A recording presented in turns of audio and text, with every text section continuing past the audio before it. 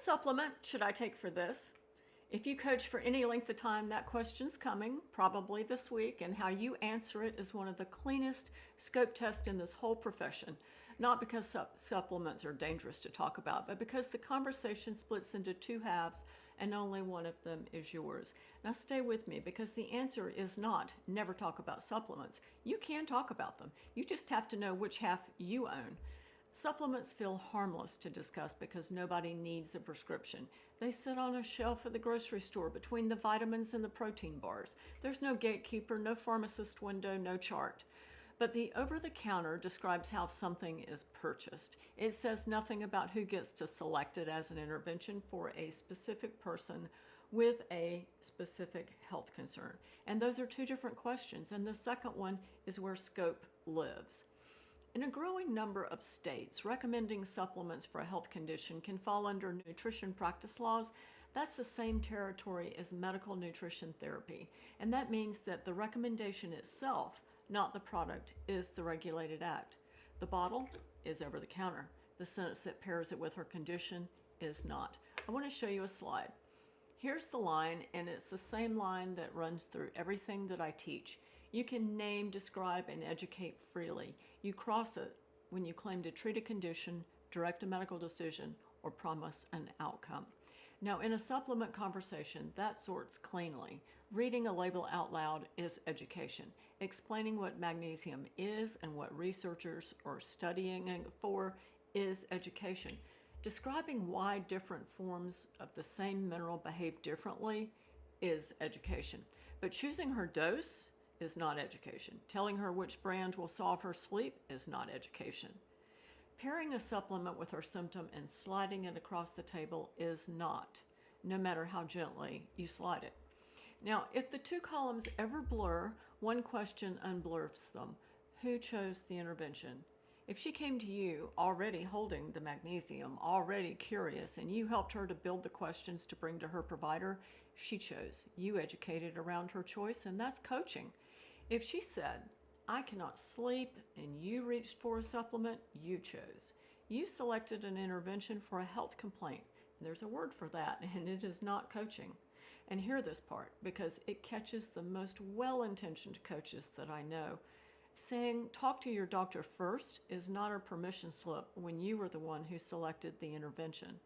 The disclaimer does not move that choice back across the table. It just puts a bow on it. I'm going to show you another slide. You already know the 6 reserved verbs: diagnose, treat, cure, reverse, heal, and correct.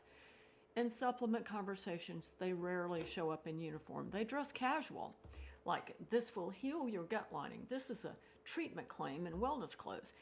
It corrects the deficiency. Same thing. It reverses the inflammation. Same thing.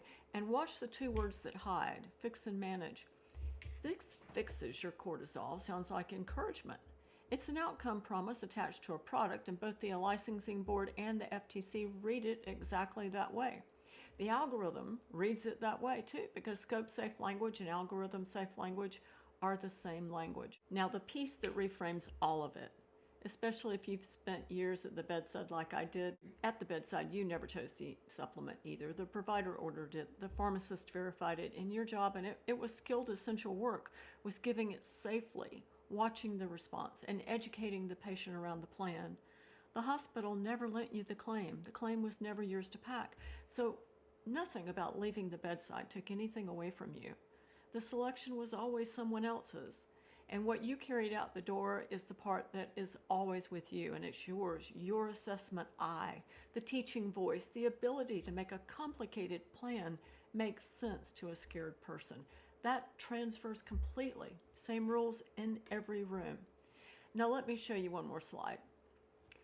A client asked about magnesium for sleep. Here's the scope-safe answer, start to finish. Magnesium is a mineral involved in hundreds of processes in the body, and sleep researchers have been studying it for years. There are several forms, and they behave differently, which is why 2 people can have completely different experiences with it. What I can do is help you to put together the questions worth bringing to your provider so that the 2 of you can decide whether it fits your whole picture, especially alongside anything that you already take. Now, every sentence in that answer teaches. Not one sentence selected. The choice stayed where it belonged with her and her licensed provider. And notice what happened to her. She leaves that conversation more capable, not less. She has language, questions, and a plan for the right room.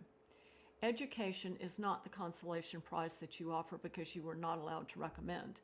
Education is the actual work. So what can a health coach say about supplements? Everything that teaches and nothing that selects. Share the road that you walked, let them choose their own. If you want the 30-second version of this test, my free 3-question scope check is linked in the description below. Run anything through it before it goes out the door for a post or conversation like this one. That is the whole job.